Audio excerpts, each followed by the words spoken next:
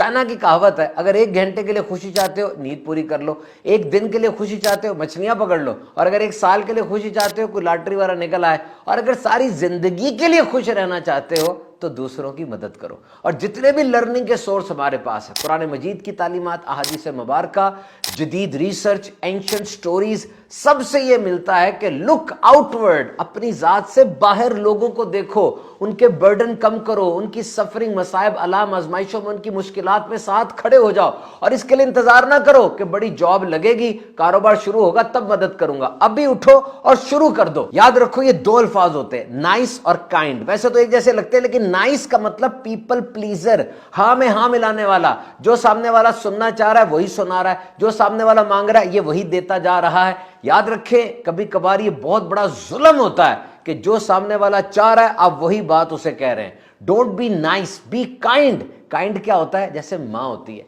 वो बच्चे की 99 बातें रद्द कर देती है, एक सिर्फ मानती है, क्योंकि उसे पता है 99 बातें वो मांग तो रहा है लेकिन उसमें नुकसान है। तो दूसरे के साथ काइंडनेस दिखाइए, उसका भला चाहे।